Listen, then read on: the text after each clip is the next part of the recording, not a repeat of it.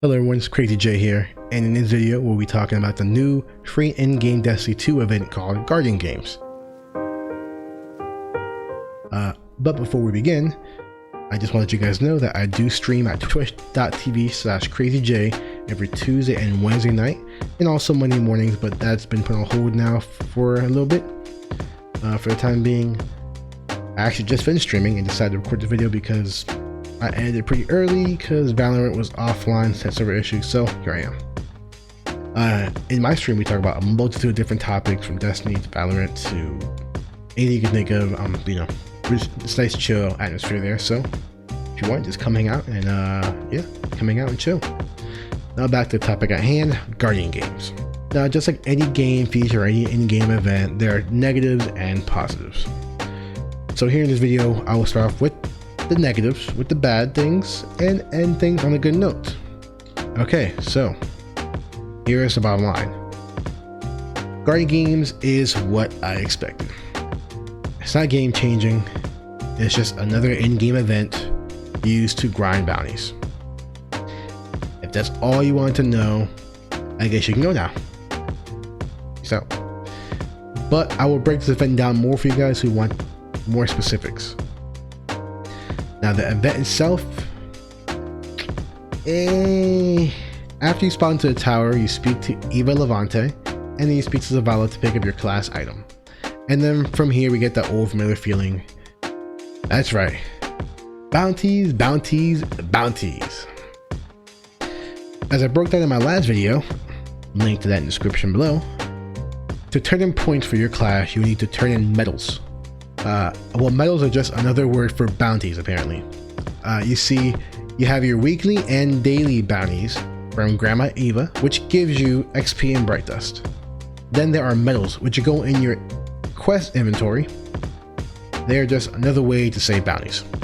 If you look at them, they have specific tasks you gotta do, which may take longer than regular bounties. Once you do them, you go to the tower, you turn them into the podium, and you hear cheering and your flag gets raised a little bit, I guess, right?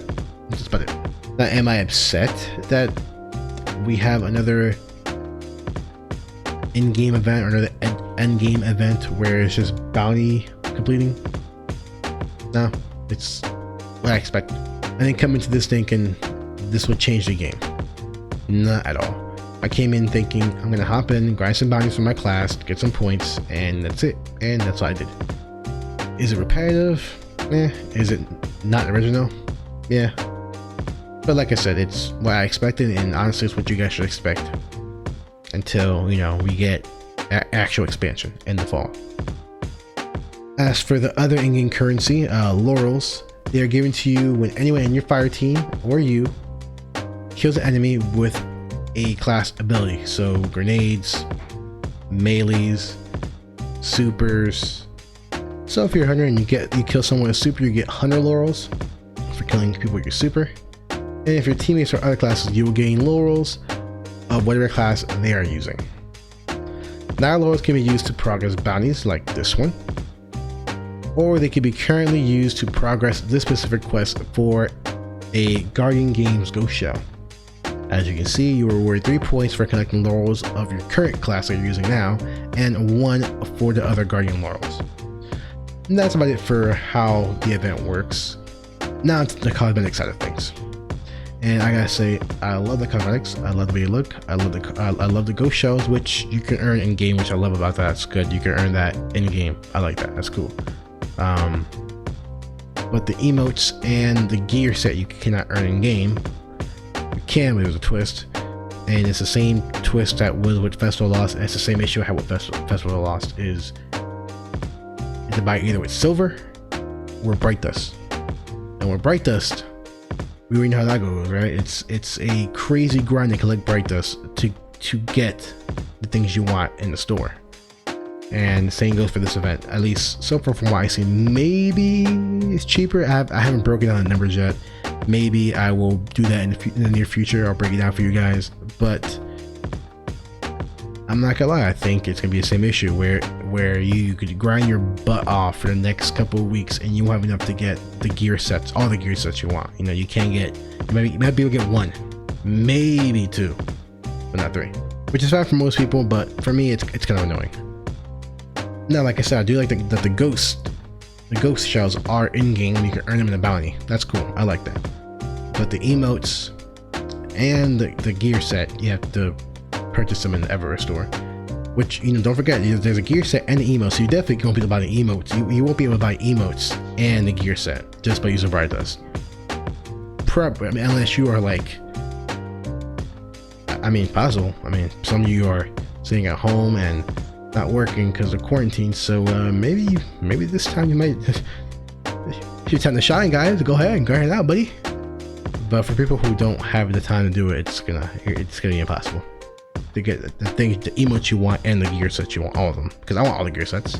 I just wish we could earn this gear by playing the game as some type of like in-game reward, like as a drop, or maybe like, I don't know, a raid reward or something, right? Or some type of reward for something we do in-game. And then give us the option to buy it if, you know, if we are getting close to the end of the event and like, oh man, I can't get it, I'll just buy it instead. I don't mind that. It's not pay to win, it's just cosmetics, but it's just kind of frustrating having gear and emotes that are specific to this event locked behind a paywall or a wall that requires you to grind an ungodly amount of time that's almost impossible to complete. But like I said earlier, there are negatives and positives, and it's not all negative here. The best things about this event is the tower and the podium. The tower looks amazing, as with every in-game special event. I always mention this, and I'll mention it again here. Bungie's art team does an amazing job at making the universe of Destiny come alive and make it beautiful. They are one of the best in the game when it comes to skyboxes and art design. But the podium is a pretty cool concept in itself. I like it.